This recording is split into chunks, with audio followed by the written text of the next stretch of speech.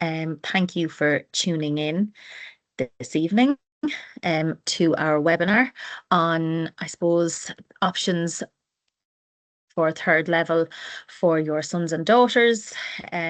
We have invited both sets of parents across our Leaving Cert programme, parents from 5th year and parents from 6th year, to tune into this. I suppose when we're looking at the CAO application process, that's going to be most pertinent to parents of current 6th year students. But I suppose it's never too early to have a little think about the CAO, about PLCs, about apprenticeship options, and about studying abroad. In particular, if you have a student in their Leaving Cert course in 5th or 6th year or in 5th year who is thinking about studying abroad, this probably would be very relevant for them to start getting their ducks in a row in terms of their UCAS application if they are going down that route, or their UNICAS application. So my name is Therese Malloy. I'm one of the guidance counsellors here in St. Joseph's, and I work alongside Shay Dunphy in the guidance department. And tonight and today I am going to talk about the overview of third level, the 2024 CAO application process, PLC options, studying abroad, and I'm also going to do a little bit in the end on tertiary programs. I might have to upload that as a separate file. I'm not sure if I can switch in between in this recording. It's a long time since I have done one of these. COVID seems like a distant memory now, and I was very au fait with it back then. But I'll have to learn as I go here, and I'm going to get cracking on my presentation now, as I have a good bit to get through. So I suppose it's best to start at the start, especially if this is your first time with a son or a daughter in Leaving Cert. This presentation and these slides that I'm going to show you now are ones that we show our students here in 3rd year. We show them again in 3rd year and TY when it comes to subject choice, because they need to know the impact choosing their subjects is going to have on their course choices down the line.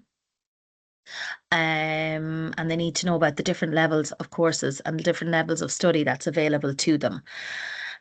So your child, as they've moved through St. Joseph's, will have seen this material. I again showed my class this at the start of this year, just to remind them the different levels that are available to them when they leave here next year. So the first thing that I'm just going to touch on very briefly is the National Framework of Qualifications. So I suppose all students will be at level 3 at the moment. They'll have completed their junior cert, their junior cycle, and they would have gotten their level 3 award for that. By the time August rocks around, they will have completed their level 5 certificate. They'll have gotten their Leaving Cert results. And from that, then they can choose whether to stay at level 5 and do a PLC course for a year, whether they want to move up the ladder to level 6 or to level 7 or to level 8. And I'm going to go through that with you now. So at level 5, as I said, we have our post-leaving certificate, your PLC course. These are usually 1 year in length, and it usually is 5 passes and an interview is what you need in order to obtain a place on a PLC course. I'm going to go into that in more detail as I move through the presentation. Your level 6 is a higher certificate then. These courses are usually 2 years in length, and you're looking at needing about 5 passes and 1 or 2 of those in honours subjects. Your level 7 is an ordinary degree. These are generally 3 years long, and you're looking at needing 2 to 4 honours subjects for your Leaving Cert and passes in those. And your level 8 then is your honours degree, usually 4 years in length. You're going to need a minimum of 4 honours plus for that. So we are very lucky in Ireland in some ways. Not great that students are being asked to decide this very, very big decision at the age of 17 or 18, and they're at the end of their Leaving Cert year, which is a tough year. But we do have what's known as the progression route, okay, or we call it the ladder system. So in many, but not all disciplines, where a student's Leaving Cert results do not enable him or her to access their desired level of course, it is possible to reach that desired level by progressing up the ladder system. So you can go from level 6, level 7, and level 8, okay, depending on the college, depending on the course.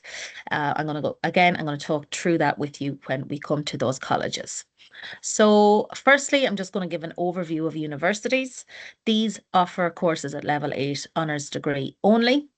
They offer courses on a wide variety of disciplines, from arts to medicine to teaching to pharmacy, engineering, etc.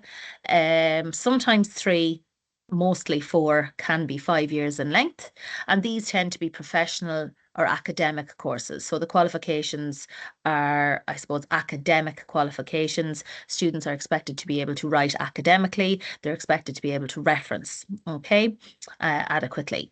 We have a list of our universities in Ireland on the right-hand side here, and you will notice that 3 of those have an asterisk beside them, and they are what we call our NUI colleges. And our NUI colleges is traditionally where we had our 3rd language requirement. And again, I'll go into more detail in that as I move through the presentation. Our technological universities then are formerly our institutes of technology. The only one remaining IT is Dundalk IT, the rest have all amalgamated. So we have a wide variety of technological universities in Ireland, and these providers offer courses at levels 6, 7 and 8 across a wide variety of disciplines, your business, engineering, art and design, social care, engineering, etc. These courses are at technician level, and they tend to be practical and job orientated. I suppose if I bring us back to our National Framework of Qualifications, sometimes students can get bogged down in this, or there might be a misconception about a level 8 engineering qualification versus an TUS Athlone versus a level 8 engineering qualification in UCD. Okay, both of those qualifications are at level 8 on the National Framework of Qualification, depending on the student. So for example, if one student goes and does engineering in UCD at level 8 and comes out with a first class honours, and one goes to TUS Athlone and does engineering and comes out with a first class honours, neither of those qualifications are better than the other. Okay, it's down to the student then. So it's really important that everybody is on the same page when it comes to the National Framework of Qualifications, that this is a governing body. There is not one qualification that is better than the other. What I suppose where our progression ladder comes in is when we look at some of these disciplines offered at our technological university. So if, for example, again, we take engineering. Engineering courses are offered at levels 6, 7 and 8. So what that means is two students in the one class here could both apply for TUS engineering in Athlone. One could get in at level 7 and one could get in at level 8. The students can decide, maybe one student wasn't really sure what they wanted to do, or they weren't really keen on secondary school, and that student that went in on level 6 can do their 2 years, do really well on that course. When they finish it, get the results can be really, really good, and they have a decision to make. They can either step off the ladder now at level 6 and come out with their higher certificate, or they might be offered the opportunity to stay on and continue their education to level 7. So that's 2 years plus 1, which is 3 years. Again, at the end of that year, they can decide they've passed all their exams, they've done really, really well. They can decide at that stage whether or not they want to continue on with their study for another year, or step off the ladder and go out and work with their ordinary degree. And if they decide to keep going with their level 8, then their 4 years done. It's the same amount of time as the student who went straight in at level 8 has done. And it's the same qualification. They'll have been in the same lectures. They'll have done all of the same material. So the progression route is something that has been a welcome change in Ireland. It's something that is there to support students and to encourage them to keep going with their education and to keep furthering their study. After that, then the student can decide whether or not they want to get off at level 8 and go and do get some work experience, continue on with their work, or continue on then and apply for a master's, a level 9 in that area. So, I'm going to talk to you very briefly about private colleges. So these are fee-paying colleges. They're listed on the screen. I often say to the students when they're researching their courses, oh, but why is this business course in Griffith College far less points than the same business course, looks to be the same business course in DCU? Well, I suppose if it looks too good to be true, it probably is. This is a fee-paying college, and your fees are typically between 5 and 7,000 euro a year. I'm going to go on and talk a little bit about the CAO point system in more detail down the line. But I have this in this slideshow because at this stage, with third years, with TYs, with sixth years, I just remind them about the fact now that you pass at 30% at Leaving Cert for higher level. You need your 40% for maths. And again, I'm going to go into that in more detail down the line. Very important to remember that entry into college is based on more than just points. Age comes into effect. You need to be 17 years old by the 15th of January in the year following entry. We have our general academic requirements, which is known as matriculation. So you need 5 pass grades on ordinary level papers at least for level 6 and 7 courses, and that needs to include a pass in maths and English or Irish, depending on the college provider.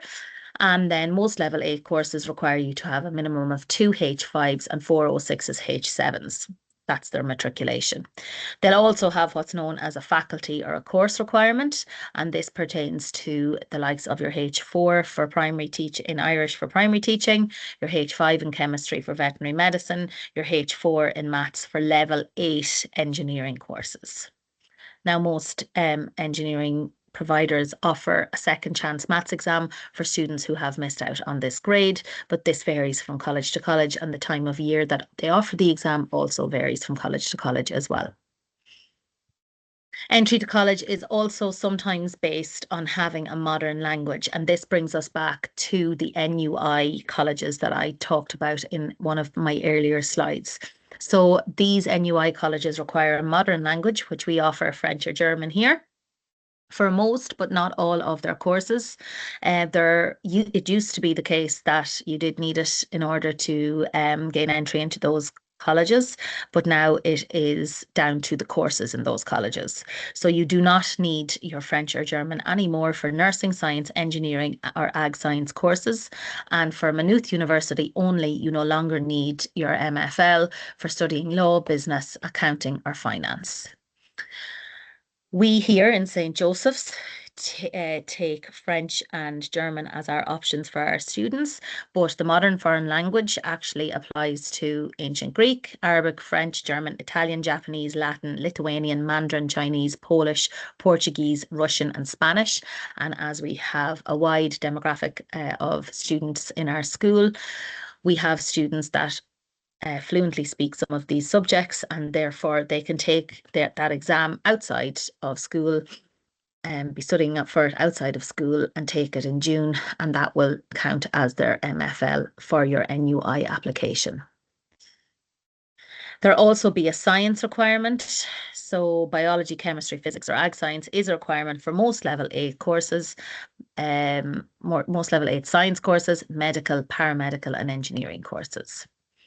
So again, our NUI colleges are listed on the board. You'll notice that some more are added here, and that is because in recent years, the likes of NCAD, Shannon College of Hotel Management, RCSI, and Pontifical University of Maynooth have come under the umbrella of some of the NUI colleges. So that NUI requirement applies there also. Moving on to discuss PLC options. Okay, PLC options are becoming more and more popular with our students. They provide qualifications in a broad range of areas: art and design, business, beauty therapy, social care, nursing studies, and in sport. They're really, really practical. They include work experience, and most are only 1 year in length. Entry requirements are typically 5 passes and an interview. not only is it a really good option for somebody who's not 100% sure on what they want to do next year, and maybe they don't want to commit to 3 or 4 years of study, it also provides an excellent entry method into third level. Okay, so this is for not every course, but for some courses. So, for example, you could use a year in your nursing studies in Moat to springboard yourself onto nursing in TUS and Athlone or any of the nursing providers, the level 8 nursing providers. I suppose it's an extra option for students rather than repeating, they can do a year. It's not just direct links. We have had a past pupil who has come back to talk to our students. She had started a course in Galway in something like construction management. She knew it wasn't for her very early on in September. She withdrew from the course, and she withdrew in time, which is really, really important because she didn't lose her free fees. She got on to Moat because they were near neighbours and got a place on their sports and business course. She worked really hard. She did an international work placement in Italy. And during her time there, she did excellently in all of her exams, and she used her qualification from Moat to springboard herself onto the PE and maths course, teaching course in UL. So it's just excellent. It's just an excellent, I suppose, alternative route for students, or initial route for students for their third level education. PLC courses, there are so many out there. I mean, they're at a fantastic price point, and 1 year in length as well is a really, really good time to suss something out to see whether or not you really like it or not. We will be giving talks on PLC providers after Christmas. We would supply from Moat, and generally Dunboyne come down to us as well. And yeah, we just have had such an uptake in PLC courses in the last number of years. So it's a really good extra, another, I suppose, entry point for students for next year. Other agencies and training opportunities available then, you have the likes of your Teagasc courses, which are courses in agriculture, horticulture, machinery, agribusiness, agricultural colleges like Ballyhaise, Kildalton, Gerteen and Mountbellew. We have FÁS. Shay is going to talk to you a little bit about apprenticeships. And we also have the Gardaí, Defence Forces and Civil Services as well as an option. Third level then as an option. So the CAO, which I'm going to go into in detail next, is our central applications system here in Ireland. Okay, but the UCAS system is their centralized system in the UK. So you're talking about Northern Ireland, England, Scotland and Wales. So the UCAS is a very, very good alternative entry into some courses. Why students might apply to the UCAS may be because they, again, it's like Ireland, not every course on the UCAS has the exact same entry requirements for their courses. But sometimes the entry requirements that they have for some of our really high pointed courses may be lower than what we have here in Ireland. So it does provide maybe a safety net option for our students, particularly like the number of students that I have this year applying is, I suppose, quite low compared to maybe years ago when we weren't considered international students. But the likes of courses that my students this year are applying to are the likes of veterinary medicine, physiotherapy, radiography, and occupational therapy. And then arts and drama courses as well, because they would have more of a variety of options there than we would have in Ireland. So entry into third level through the UCAS system, I suppose, is a little bit more lengthy than the CAO system. The students are asked to write a personal statement.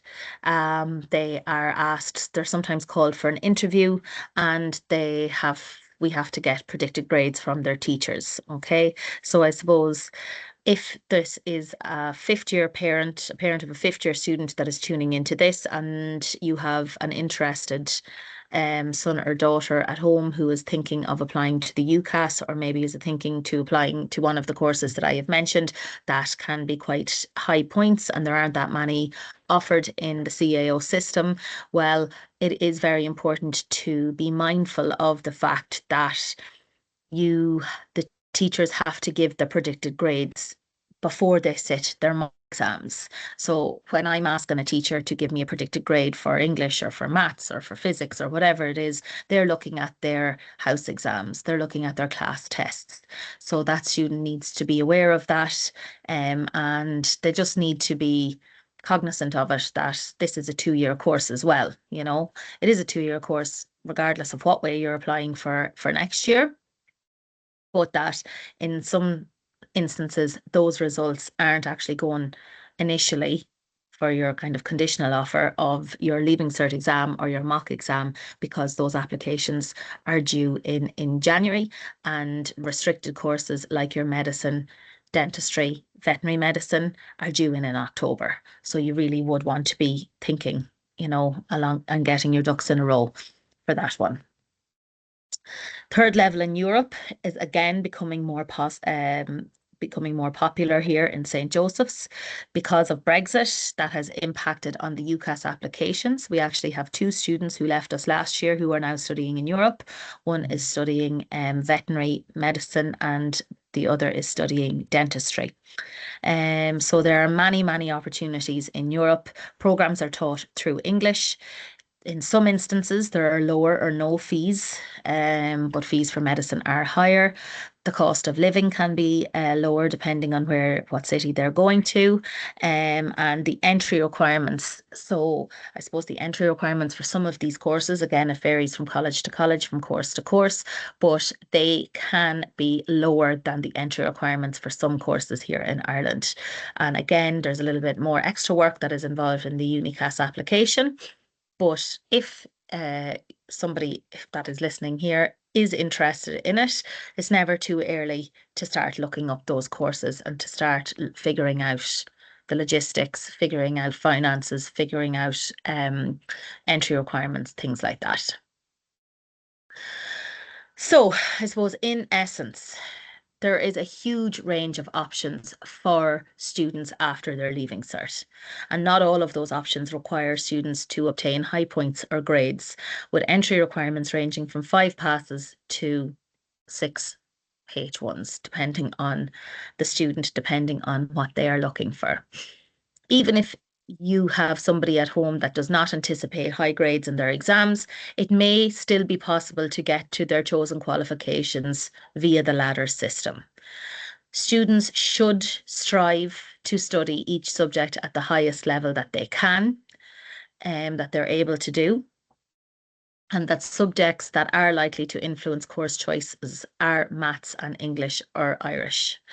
Some courses do require the pass in French and German at Leaving Cert for entry also, and also some courses require at least one science subject at Leaving Cert for entry. I'm going to go on now and I'm going to look at how the CAO actually works. It can be a minefield. There can be a few misconceptions about it. So I'm just going to keep going. Some of the things that I have mentioned already are going to come up again, and I am going to go into them in more detail. I have posted a link to an excellent video from Classroom Guidance. I'm actually going to post this in the students' team as well. So I'm going to talk about sources of information in this slide as well, in this presentation as well. But this video, I've already shown it to my students across my 3 guidance classes. I'm probably going to show it to them again after Christmas, because it can be really difficult to wrap your head around how the CAO actually works. Okay. I am going to go through it. I'm not going to show the video because I don't know if I can show a video and present here at the same time. But the video and the link to the video, I'll post it to Miss Sheridan. She'll post it on Tyro, and I'm going to post it into the Leaving Cert team. And I'm going to talk to you about the usage of the team, how we use it, how we do our lessons here in St. Joseph's, just that we are providing the best service that we can for our students in Leaving Cert. So when it comes to the application for CAO, I cannot stress enough that this is the student's choice. It is their responsibility. It is their decision. We do not sit down with the students here and fill out their CAO form as part of their guidance class. That is something that has to be done at home. This is their own choice.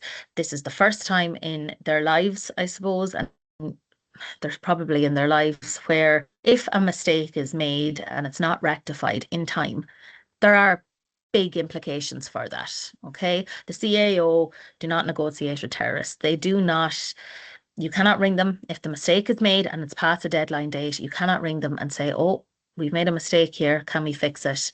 Unfortunately, in many instances, if a mistake is made, it hasn't been caught in time, it hasn't been rectified on your end, on the student's end, it may often lead to them reapplying to the CAO the following year with the correct information. At this point, I'm just going to go back to, I suppose, the point system. One of our most popular websites that we use in guidance is called Careers Portal. Your student has, your son or daughter has paid for this service. We use it in our guidance classes. There are certain expectations. I know in my guidance class, I post in Teams and I have given a list of 5 or 6 items of pieces of work that the students must have done in order to get their guidance appointment. Once those things are done, they have an opportunity to do them in class. Once they're done in the right way. They send me a message on Teams and I will meet with them and we will look through all of the research that they have done and they'll have their guidance appointment. I suppose one of the big things to remember in Leaving Cert is that you are now getting 37 points in your Leaving Cert for what was previously known as a fail grade. So between 30% and 39%, that is known as a H7, higher level 7, and you're getting 37 points for that grade. So you pass at 30% for higher level. You must still, for ordinary level, get that 40%. So to pass at ordinary level, you need to get 40%. So that is still your pass grade for ordinary level. Anything in the 30s is a fail. Okay. So you're passing at 30%. However, in order to obtain the bonus points in maths, you still need to get the 40%. So if you have somebody at home who is really struggling in higher level maths and they are saying that they need it because they need the bonus points, but they are only getting in the 20s, a real serious discussion needs to be had. Are they going to even get the bonus points? And are you risking that person failing maths? And sadly, when you fail maths or if you fail maths, you are really going to be in trouble when it comes to third level. So as I've said previously, entry into college is based on more than just points. Okay. You need to have the pass in your core subjects. So you're passing your maths, your English, and in some cases your Irish, okay, depending on the college, depending on the course. So we've had instances in the past where a student has gotten over and beyond the points that they needed for their course, but sadly they have failed either maths or English or Irish as the case may be, depending on the course. And that has ruled them out of that college course. So I suppose it's very important that you are having a look at what you are risking. If you're not 100% sure, if you're not putting in the work or you're putting in all the work and you're still not getting that pass grade, is it worth it? When I talk about the pass grade in maths and English, I am actually just going to make you aware of the fact that you still require that pass grade for your apprenticeship also. And I suppose apprenticeships are becoming so popular now. They are like so popular among our students here. The number of our students who have left last year, who have gone on to obtain positions on apprenticeships is the highest number that we've had in the last number of years. But sadly, we have had a couple of cases where students have obtained really, really prestigious apprenticeships. They've done really, really well. They've interviewed really well to get them. And they have been a couple of weeks into them. And sadly, they have had to be removed because they did not pass maths at their Leaving Cert, either at ordinary or higher level. And in some, apprenticeship providers will not accept, they will not accept foundation level maths. And then when I looked to the junior cert, they would not, they had that student in particular, those students in particular, did not actually pass maths at junior cert either. So this means that they will have to resit the maths exam in order to reapply for their apprenticeship the following year. So weighing up the pros and the cons, are you near thereabouts at higher level maths for that 40%? Are you failing? Is the advice from your teachers maybe to take the ordinary level paper in this subject? If it is a subject that isn't one like your Path and your English or your Irish or your maths, then that's okay. It may be worth the risk, but is it worth the risk after that? So just being practical on that, I'm just flagging it. It is something that has come to our attention in the last couple of years. It's cropped up on a number of different occasions. You need to have your pass at Leaving Cert maths. You may also need to, or you need to have had passed it at junior cycle, and in some cases they will not accept foundation maths. So just be careful on that. And again, when it comes to minimum entry requirements, you need to check out. Some colleges look for a path in maths, English, Irish. Some look for a pass in maths and English or Irish. It's depending on the college, it's depending on the course. And Careers Portal, I'm going to talk to you about that in a couple of minutes. That's where we go in order to research our courses. So when a student at this moment in time, I am stressing to my Leaving Certs that, getting a good routine with study, getting a good sleep routine, good diet, good exercises, healthy habits. This is a marathon, not a sprint. These are the things that we need to be really concerning ourselves with this side of the year. I would like to see any student and every student who is applying to the CAO after this webinar has gone live and all of my students have had their class on the CAO as of Monday. I would like to see that everybody now has applied by the time I see them in their guidance class next, so that they have made the application. They can make the application putting in their personal details, and they don't need to actually put down any course choices just yet. We have loads of time to do that, and I'll look at dates now in a moment. When it comes to after the mocks, I will be in guidance class, pushing the students and giving activities on considering the subjects that are taught on the course, really researching what the courses are that they are interested in. What are the options within the course? How far is this course from home? Will you need accommodation? Will you not need accommodation? Have you discussed the cost? Have you discussed the cost at home if you do need accommodation? Is this possible? There's no point in somebody getting their heart set on Limerick and not have had the conversation at home to see if Limerick was an actual feasible opportunity for them next year. Are there good career opportunities coming from this course? Do they want to travel? Are there good travel opportunities to use their degree with abroad in this course? So these are all things that I expect the Leaving Cert students to be able to research in guidance. They'll be given the tools, they'll be shown how to do it, so that we don't hear next year around this time or in 2 years' time, oh, I dropped out of that course. Why did you drop out of it? Oh, I didn't realise that there was going to be so much maths on it.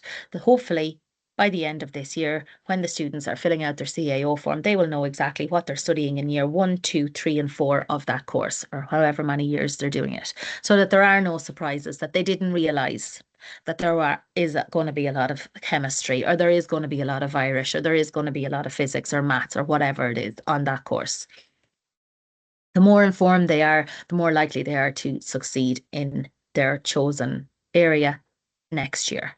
So where do the students get their information? So we deliver guidance either weekly, depending on the groups that they have, or fortnightly, myself and Mr. Dunphy. We use the website Careers Portal. We have a license code.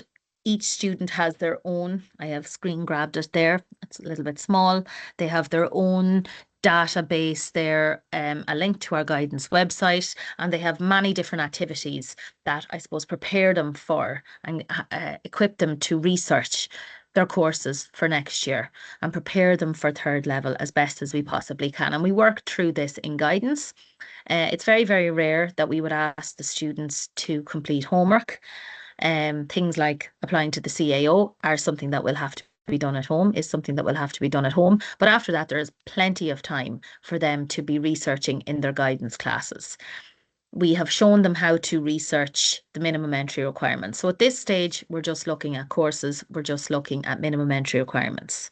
The CAO website, we will be in the next couple of weeks allowing the students to have further exploration of that website. There are many, I suppose, facilities within the CAO website. It wouldn't be as user-friendly as the Careers Portal website in terms of looking up courses. Okay, but obviously that's where you make all of your applications and all of your changes. We also offer the students guidance one-to-one appointments. These are ongoing. In order for a student, one of my students, to get their appointment, they do have a list of, I think it's 5 or 6 activities or pieces of work that they need to have done. These are very, very short. In some cases, it's just about organising the materials that they have. And once this is done, I kindly ask that they send me a message on Teams. I'm ready, miss, I'm ready for my appointment. And I will allocate them an appointment as best as I can week on week. Obviously, there's different things that you've cancelling cases as well, and I'm teaching also. So they might be waiting a week or so, but they will be seen. And we also encourage students to visit open days as best they can. You don't need to go every weekend. All colleges offer spring open days as well as the autumn open days that have just gone. So sometimes two colleges might have had their open day on at the same time. That's no problem. Go to the one when they offer it, the one that they missed when they offer it in the springtime. Organise your open days. It shouldn't be eating in too much to their study time.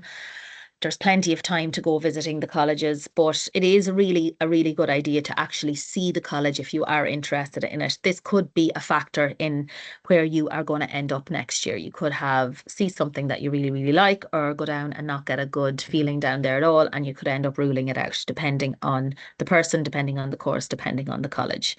So be as informed as you possibly can be, and you will be successful next year. So when it comes to the CAO itself, every student used to get a physical manual where it had all of the information in it, and that has gone online now. So I'm going to encourage my students in their next guidance class to get back on the CAO website and have a look at the CAO manual. So read and download it, read it very, very carefully. There is a new interactive CAO handbook, and all of these videos and all of these lessons that I'm clipping this information from are in the students' class notebook. So they have a team where the 6-year guidance team, which is like an interactive guidance notice board, as things are coming up, myself and Mr. Dunphy are populating it with media shots from the colleges, open days. We often get in apprenticeship opportunities and we would advertise them here. Sometimes we get in part-time job opportunities. We advertise them through the team. So students really need to start. This is where they start as they mean to go on. They need to start taking responsibility for their year, for the information that they're getting, ensuring that their notifications are on, that they're not missing an opportunity that they might be kicking themselves about missing down the line. We also, due to the large number of students and the fact that we only have 2 guidance counsellors this year, we're down personnel. We have to offer the talks from the visiting colleges, and that is advertised again through the teams. They fill out a form, expression of interest, and when all the spaces are full, they are full, or we will see if we can put on that talk again if interest is there. So everything is communicated via the team. As well as that, we might only see the students once every 2 weeks. So it is really, really important that they are keeping up to date with that.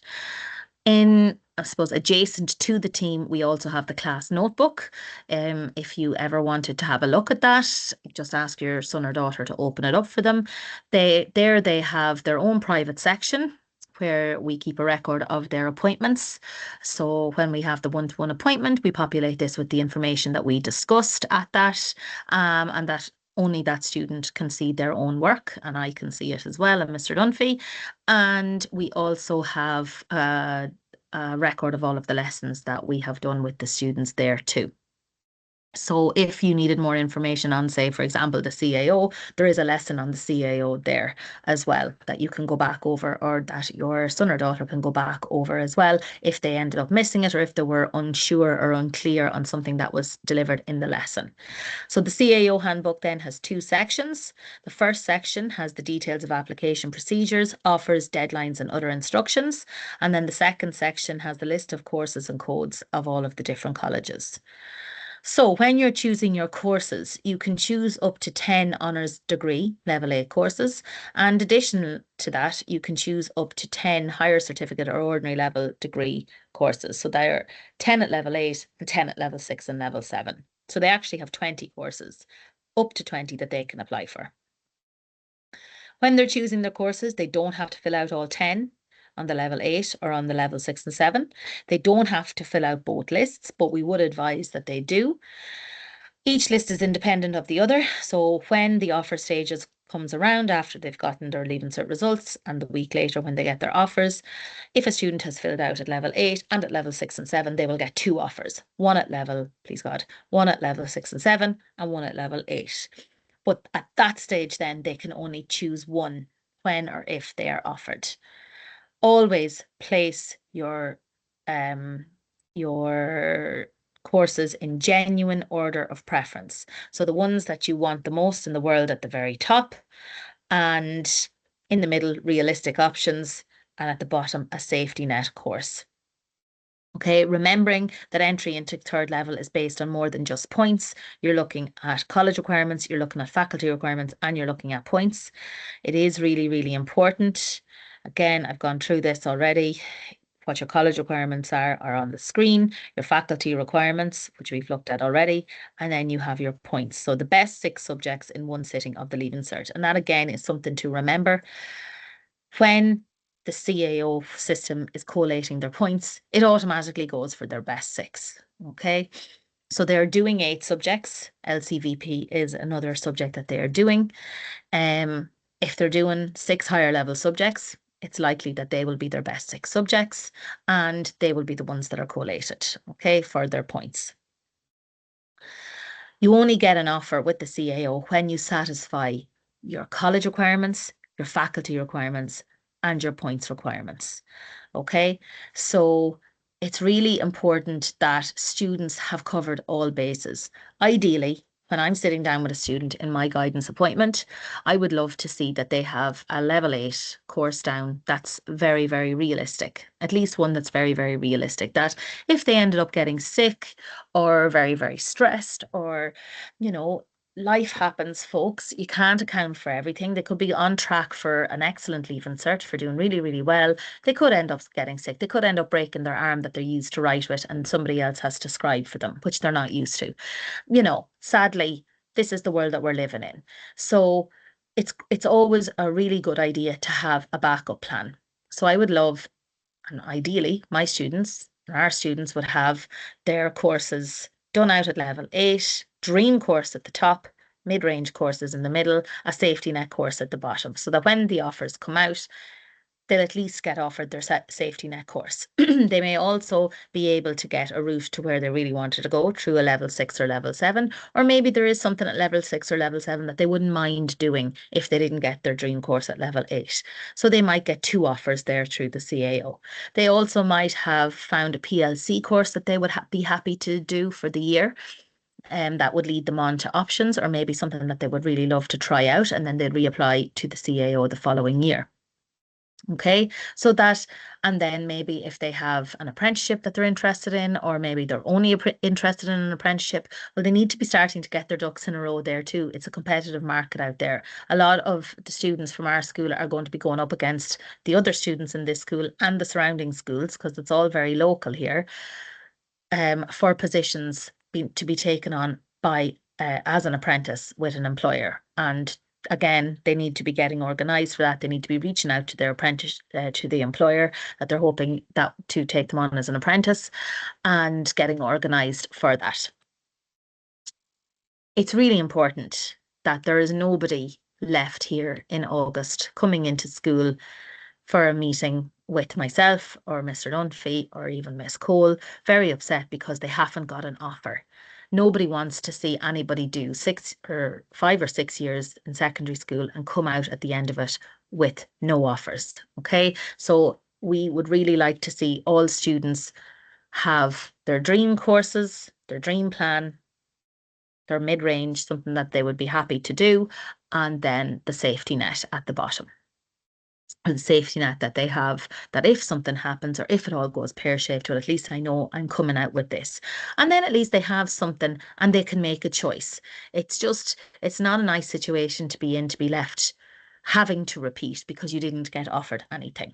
And having, I suppose, it's not nothing to show for your 6 years in secondary school, but when you're faced with that, and I have seen it, unfortunately, that is how it can feel for some students. So once they have a safety net, once they have the courses that their dream courses down, and they've done all the research, they should be in a very, very good position come August. So the CAO will only give you an offer when you satisfy all three: your college requirements, your faculty requirements, and your points requirements. They will then post out or email out the offers, and 97% of places are filled in round one. Some people at that stage do not accept their offer, okay, which leaves an empty place on a course. And that is where you may get an offer at round two of a course higher up on your CAO. There's only a very small number of 2 to 3% of students get offered that round two offer. A lot of the time, I do get messages on Teams because they're still active on Teams at that stage, at the offer stage. Miss, I didn't get the course that I want, but I have gotten offered this. Maybe it's choice number 4 or 5. What should I do? Will I not accept it and see if I get a round two offer? If you don't accept your round one offer by the deadline date, that's it, it's gone. Okay, so I would always play it safe and accept my offer. And then you'll have a little bit of breathing space. If you get offered something at round two, well and good. This is brilliant. Happy days. If you don't, you might still be happy to do that course rather than repeat, or maybe you take up a PLC course, or at least you'll have options then. So I would never bank on getting a round two offer. I would always accept my round one offer just in case I don't get an offer at round two or round three. And some important things to remember are to know what course the course involves before you apply, and we will be doing that in our guidance classes if the student is participating. Apply for your courses in genuine order of preference. Sadly, I have had a message or a phone call come in over the last number of years of a student who is in a panic, who is saying, I got my first choice or I got my second choice, but I really want my fourth choice. If you satisfy all three college requirements, faculty requirements, and your points requirements on the CAO, for the highest, it moves through. If for choice number 1, you satisfy your college requirements, faculty requirements, and your points requirement, that is the course that you are going to be offered. And everything else is deleted from the CAO computer forever. So you will never, ever get the opportunity to take a lower ranked course on your CAO if you satisfy the criteria, the 3 criteria: your college requirements, your faculty requirements, and your points requirements. Brian Comerford goes through this in great detail in the video, how the CAO actually works. I'm going to post that. The link is in this presentation. I am going to post it again in the Leaving Cert team so that it's on its own. It's fresh, and I will get, I'll send the link to Miss Sheridan as well to post when she's posting this on Tyro 2. You can't watch that video enough to get your head around it, okay? But it is really important that it goes in genuine order of preference. Some students get concerned with wasting points. Ignore that, that's a distraction. Okay, if the course you want the most in the whole wide world is lower than another course that you're slightly interested in. If you happen to get the course that you're slightly interested in and the points are higher in that one, and that's down number one on your CAO, that's the course you're going to get. Even if your dream course was less points, you're going to get the one that's higher points if you satisfied it, all of those criteria. So just be careful of that. Only apply for courses that you genuinely want to do. You can't talk to the CAO if you've made a mistake. It's really important that you rectify the mistake. It's really important that you understand that you need to put your courses in genuine order of preference. If your son or daughter has not already applied to the CAO, it's a good idea to do the application demo first with them in the applicant resources section. When you have applied to the CAO, you're given a CAO number, which is sent instantly by email and text. There is a push notification that comes up. Would you like the CAO to contact you via text? I would. I don't think our students are as good at checking their emails as maybe we are. Okay. I did have a student who was in my guidance class last year who had started their course in the course that they had been offered at round one. They didn't receive a round two offer. And there were a couple of weeks, maybe even 3 weeks into their course that they got offered at round one. And just so happened to check their emails. I think they were waiting for something else and spotted an email from the CAO offering them their first choice at round three, which really is very unusual that this would happen. So obviously somebody started the course and they dropped out, or they withdrew. So that person, that student would have missed that. They only had one. They literally saw it maybe at 2 o'clock, messaged me in a panic and rang the school, got through to me. What am I going to do? I have to let these know by 5 o'clock what I'm going to do here. Okay. So it's really important that they are checking their emails. Okay. Keep your CAO application number safe. You can change your mind online for free as many times from when you create your account and get your CAO number until January 31st. And after that, this facility reopens again from the 5th of May to the 1st of July, okay, or the 6th of May to the 1st of July. So you can change your mind. You don't really need to have anything set in stone. The only thing that you definitely need to have on your CAO by that 1st of February deadline is if you are applying for a restricted course. Some courses consider more than just points. A student will be very aware of this if they are looking for one of these courses. This is the likes of medicine, maybe some architecture courses or performance or music courses where you'd have to do an interview, test, audition or portfolio or a project, an additional one in addition to their Leaving Cert.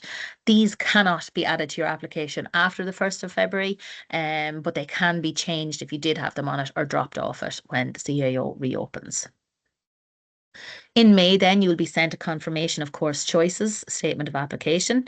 Okay, make sure in May when this comes out, and we will highlight this to our students at the time, to check all the details carefully. If there are no errors on this, you do not need to do anything. But if there is an error on this, that the CAO has made an error, you must notify them by marking it on the form and sending it back. So you have to notify. It is the student's responsibility to notify the CAO of any errors. Your change of mind facility opens on the 6th of May and closes on the 1st of July at 5 p.m. Okay. I often go through this with the students. Don't panic when you sit your exams. Don't make any crazy changes. Don't take something off your CAO form if it's your dream because you feel like you're not going to get the grades in your Leaving Cert. Once you have a safety net or once you have something on it that you know you definitely will get, if you have made a mistake or had made mistakes in some of your exams, then you're fine.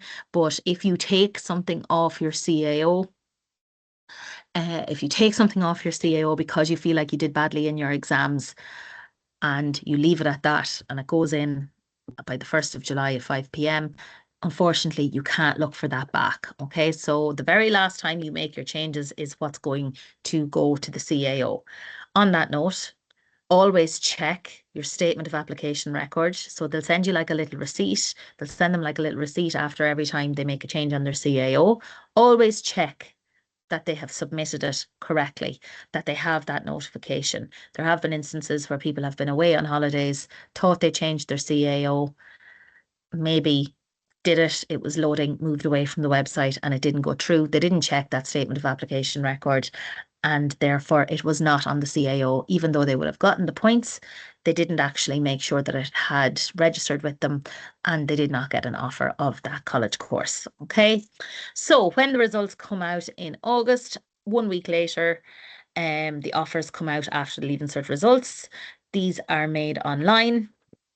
Again, remember, you can get an offer from both lists at level 6 and level 7 and level 8.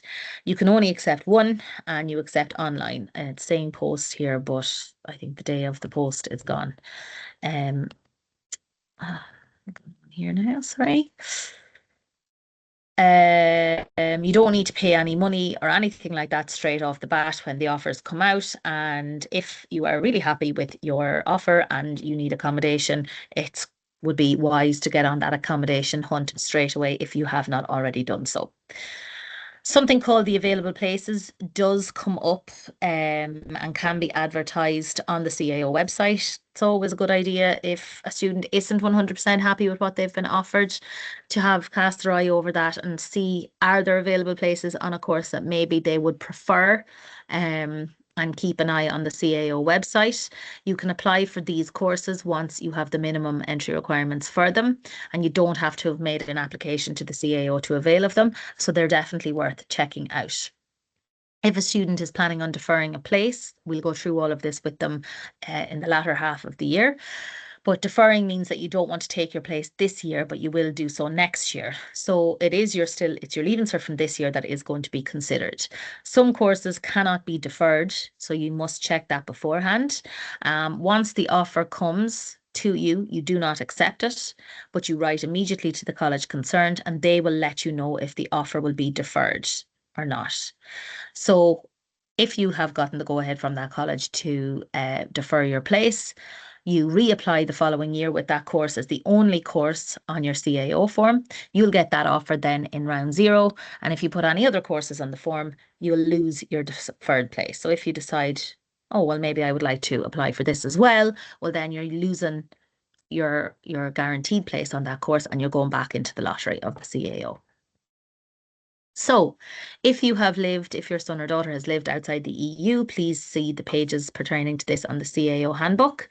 You may be required to apply directly to some HEIs, so your higher education institute, and you may need to contact the admissions of each of these HEIs to see how you should apply. So all of this information is included in the CAO handbook. So it's really important that you're using the handbook, that you're familiar with it, that the students are using it, that they're familiar with it, and all of the answers to their questions are there.